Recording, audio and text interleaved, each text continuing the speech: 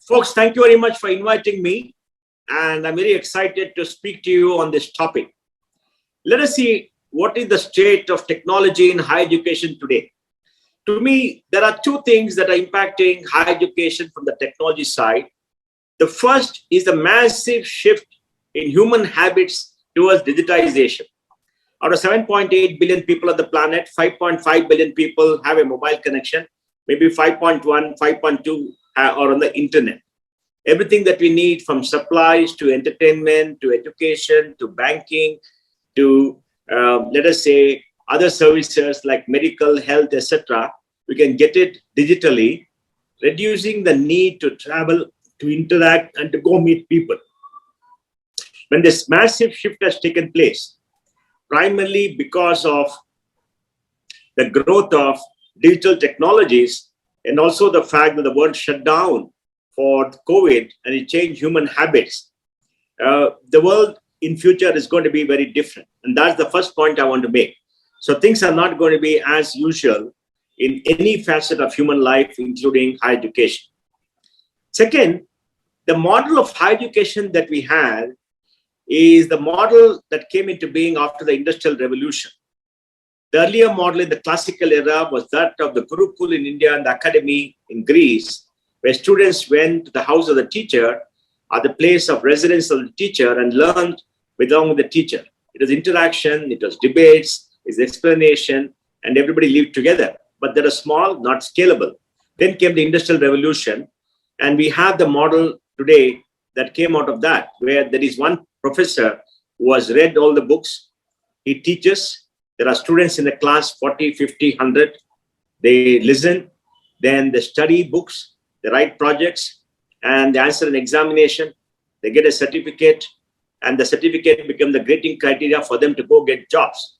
And in this, some elitist institutions were set up where the brand image is so strong that they created a network. And the networks gives you access. Now, all that is changing, and the entire model of higher education is getting deconstructed. So when you go to a college, you must ask yourself the question, why do you go to a college? You go to a college, one, to get knowledge and content. Knowledge that is available because of the work and research done by people before you. Knowledge that the professors who come and teach you have learned, have understood, have done research in, and they're willing to teach you and pass it on to you. So university has two objectives: dissemination of knowledge and the creation of knowledge to research. So you go to a class where you get information and knowledge, and then the professors tutor you to do projects to understand whether you have understood what they're teaching. Second, you go to a college for socialization. You go to meet your own peer group.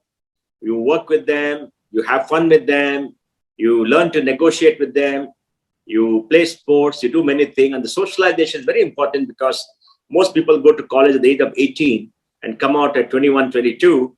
And there's a very important facet of everybody's life in the formative years of people's life before they go out into the wide world. The third, you go to college because you are assessed.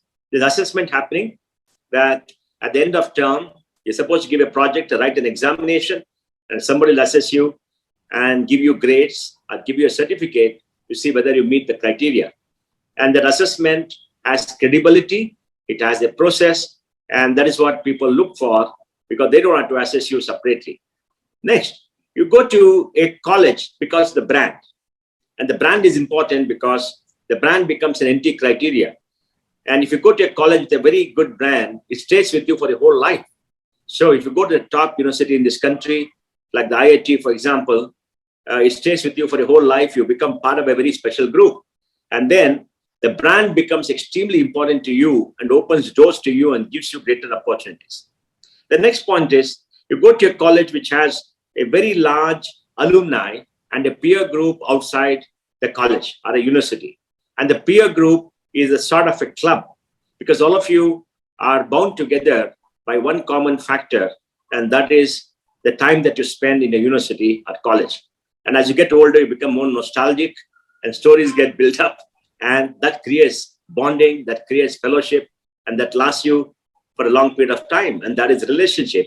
because human beings are oriented towards relationship. All these things you get in a college, and that's why you go there. Now, what has technology and digitization done to all this? Because while all this is available to you, the cost of all this has become very, very expensive. Today, higher education is not cheap. In India or otherwise, it's very, very expensive. A large number of people get into debt. The total student debt in America is about $1.5 trillion. And most people spend a large part of their working life paying off the debt.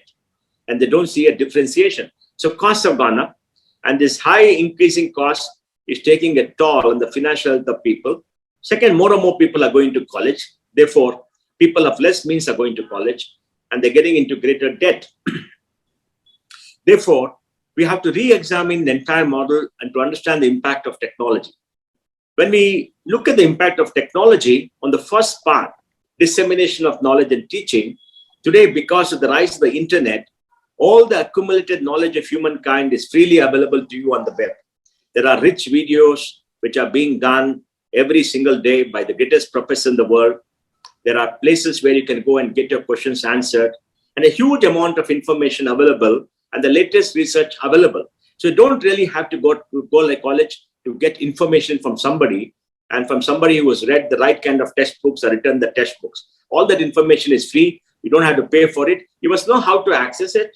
You must know how to analyze it and know how to use it. And that's not a difficult trait that you can cultivate.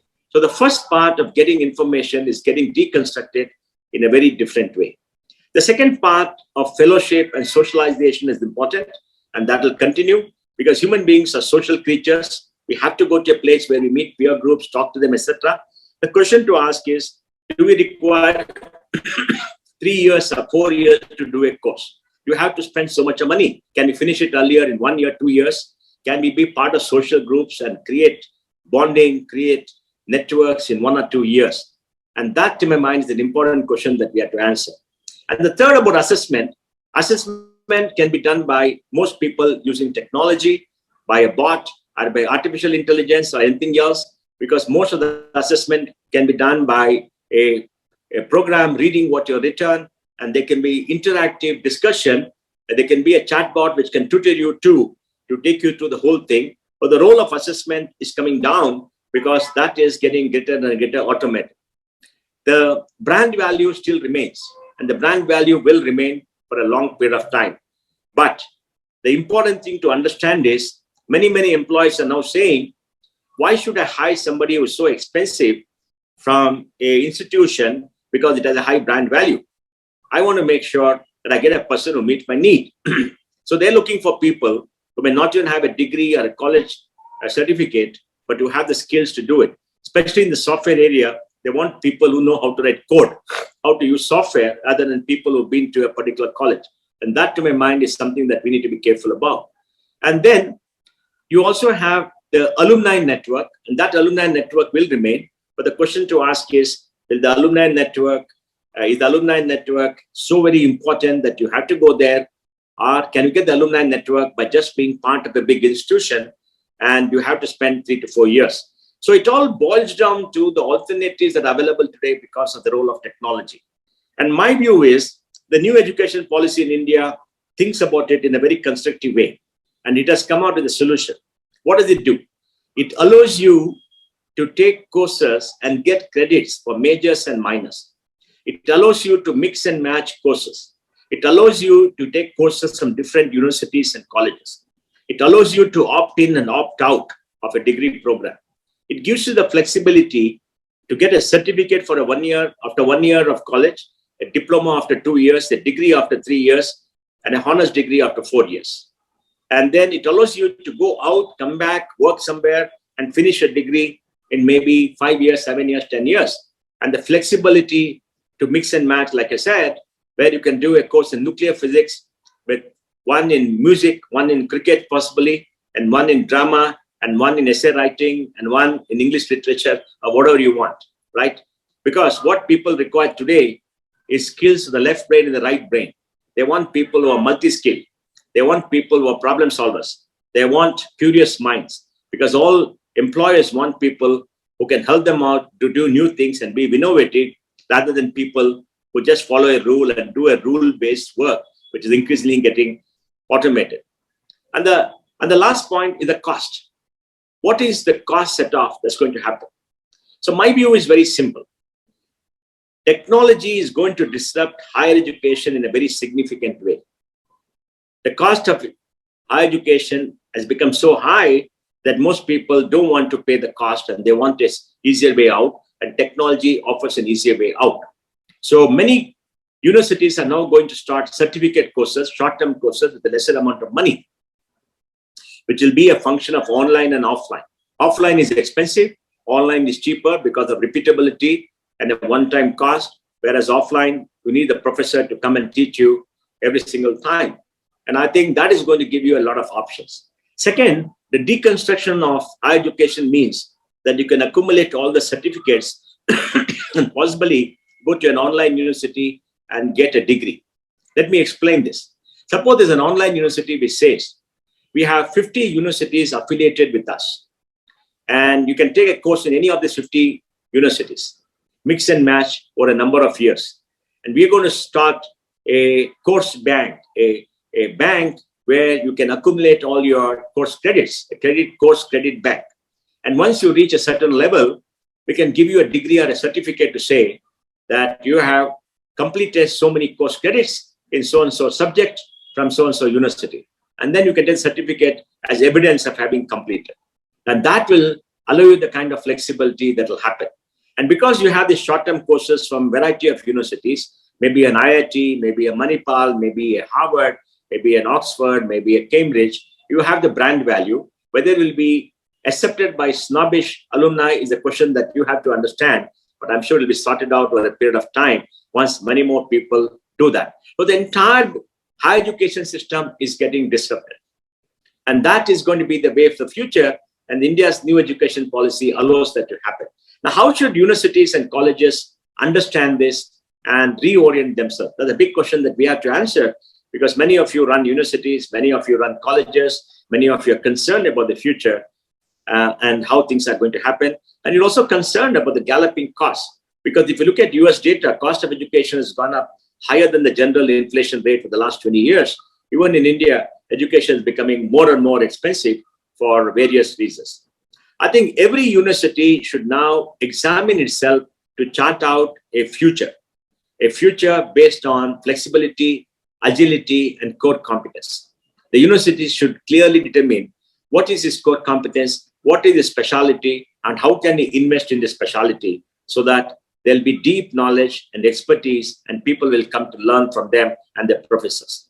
Second, the mode of delivery is something that to understand. Make it offline, online, so the total cost comes down, larger numbers can be there, and create a system of tutorials by online, a system of tutorials using chatbots, a system of self-learning, a system of having a rich repository of videos, etc., so that people can learn much more and reduce the time they spend in class so that costs come down. The third, the assessment can be automated very, very well because it can be done every single time. Anytime a course paper comes in, you have a program which will go through the course paper and get the marks and send it over to you with a copy to the faculty to whom you are attached. And then a very flexible structure of work for the degree where you can register and all your records and everything will be done electronically.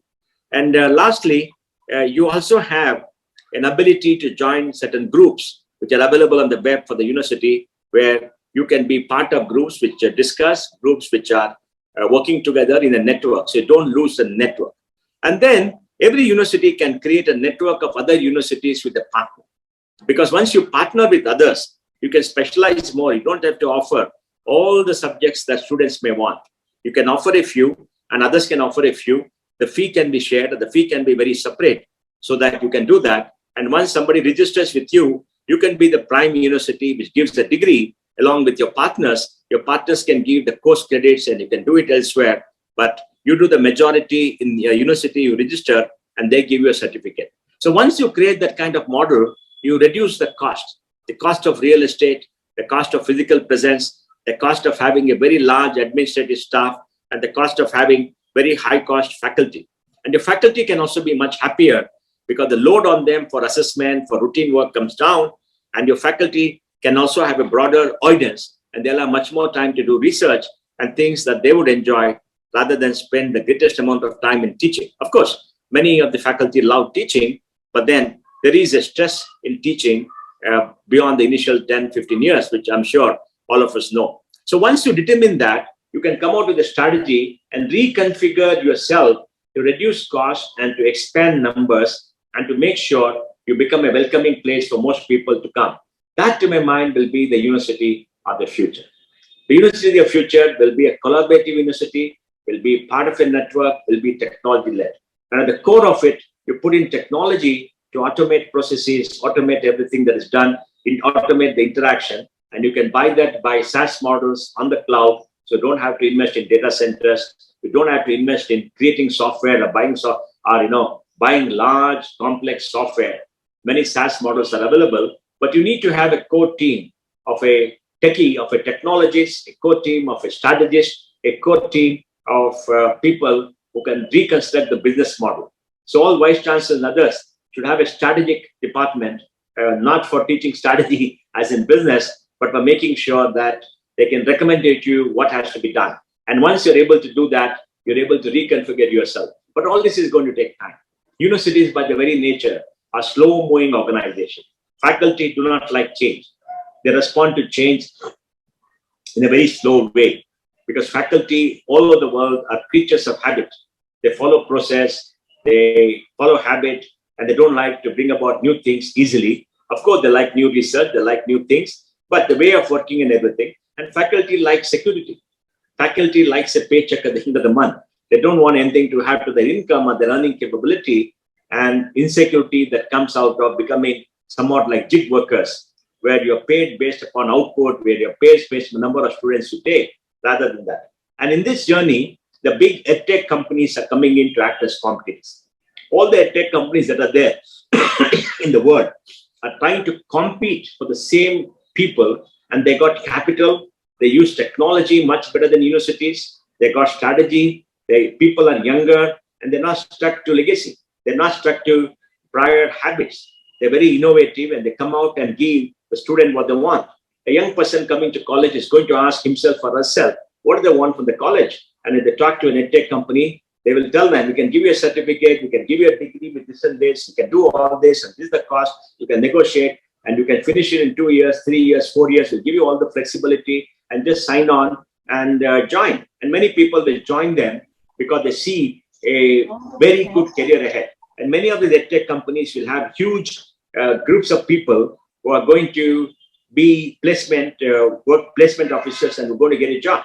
And they're going to market with employers who want to hire people. And they will create the kind of skills, I tell you, the kind of skills that are in great demand with so many employers. Suppose you were to tell them that I want to work with the Infosys or a TCS or a Microsoft, they will tell you what kind of skill they're looking at and what are the courses that you have to do. And if you do all that, you're going to get a job, and the probability is very much higher. Something that universities are loath to do, colleges are loath to do, because they're not well connected with the external world. And they're going to be very big competitors. Because what is so sacred about a degree? What is sacred about a degree or important about a degree is, one, regulatory approval. Now, do you really need a regulatory approval for a degree? We've been traditionally brought up to believe that in every country, a regulatory approval or a SRO approval, a assurance of quality is required. Now, when the world has become digital, certificates are available.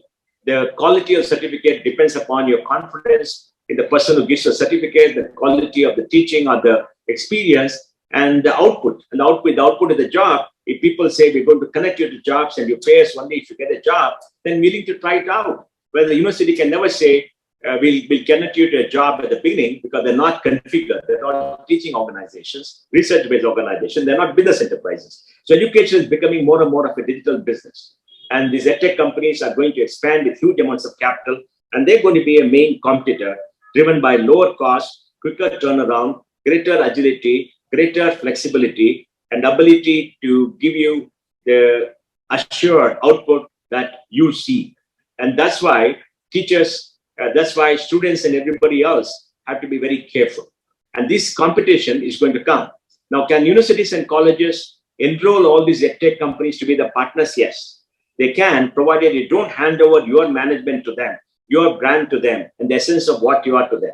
They should be people who work with you as partners to do certain things that you don't want to do without you are handing over entire to them. So strategically, you have to decide what is valuable to you and keep that with you, and only hand over something which you don't want to do as something which is an additionality to people. And I think that's extremely important for all of you to do. So I want to end here by saying that we are in the midst of the greatest technology disruption of the last 100 years or 200 years. Things are going to change. It's going to impact higher education like every other facet of our life. And higher education is going to change. Policymakers all over the world are concerned about the high cost of higher education. And students are concerned about lack of flexibility, agility, and output. Everybody wants an output. Everybody wants a return on investment. And in this is the perfect storm. So all universities and colleges have to reorient themselves, use technology, leverage all that, create flexibility, and see what the future holds to them, and then make the future themselves. Thank you very much.